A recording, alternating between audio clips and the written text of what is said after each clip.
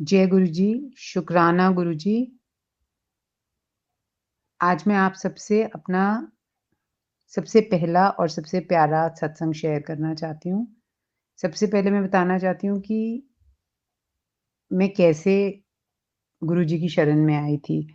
तो पहले मैं अपने कज़िन के स्टेटस पे गुरु जी को देखती थी और मुझे लगता था क्या है, मैं कभी हँसती भी थी कि क्या ये लोग हर किसी को फ़ॉलो करने लगते हैं। लगता है कोई एक नए गुरु जी आ गए। और जैसे इनको बोला जाता है तो शुक्राना गुरु जी, मैंने कहा ये कैसा नाम है?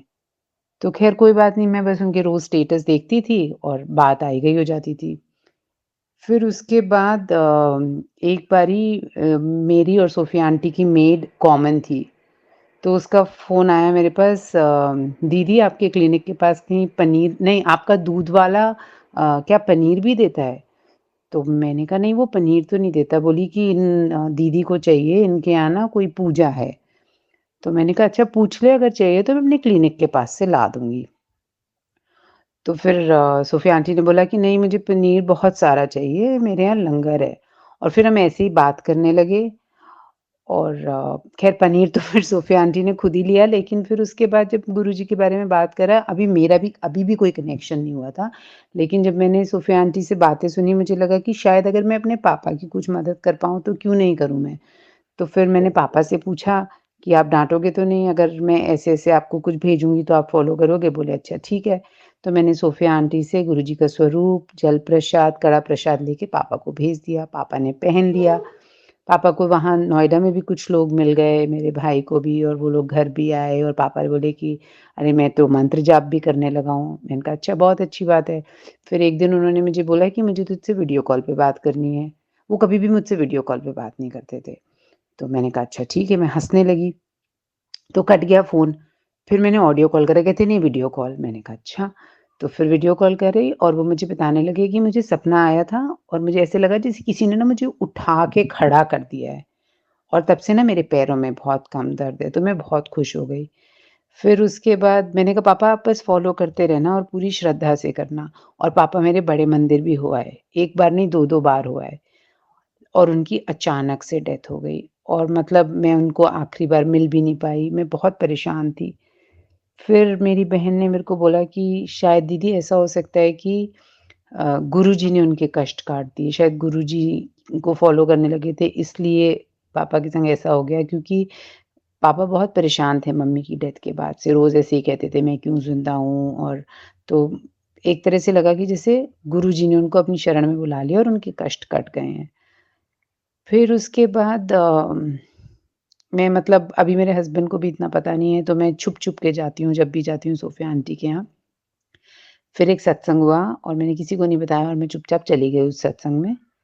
और मेरे पास ज़िंदगी में कभी ऐसा नहीं हुआ कि मैं कहीं रिलीजियस जगह पे गई हूँ और मैं रोए जा रही हूँ।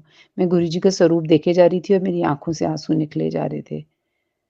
तो ख़ैर वो बहुत अच्छा एक्सपीरियंस था और फिर मैं बाद में सोचती रही मैं रो क्यों रही थी, और फिर मैंने घर आके कोशिश भी करी रोने की, लेकिन मेरे आँसू नहीं निकले। फिर उसके बाद बस मैं रोज़ सुबह उठ के जय गुरुजी, शुक्राना गुरुजी, मतलब जैसे ही मैं पलंग से पाँव नीचे रखती हूँ, सबसे पहले अपने मुँह से जय गुरुजी, शुक्राना गुरुजी बोल के और अपना दिन शुरू करने लगी।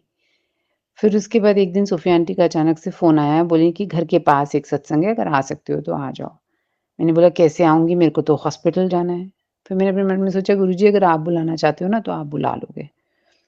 फिर मैं अगले दिन हॉस्पिटल गई, मैंने अपनी एचओडी को बोला कि मेरे को अपने बेटे की पीटीएम में जाना है।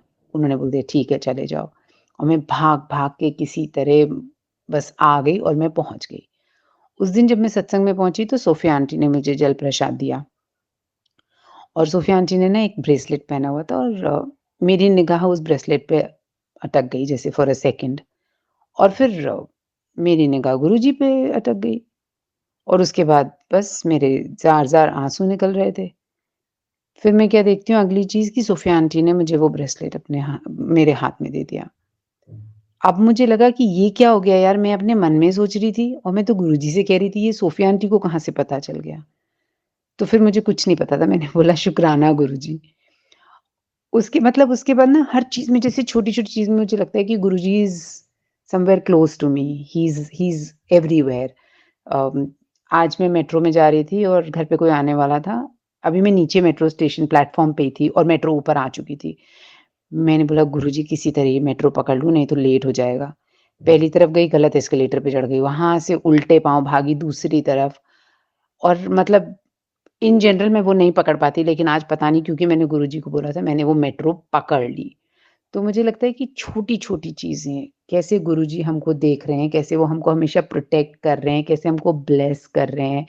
सो I am really blessed and I am really thankful to Sophia aunty and to everyone in the satsang. I am honestly grateful. मैं बहुत सत्संग सुनती हूँ। मुझे लगता है कि अभी भी मुझे बहुत लंबी जर्नी करनी है अपना फेथ स्ट्रॉन्ग करने के लिए। I am at it and I'm really looking forward to this journey.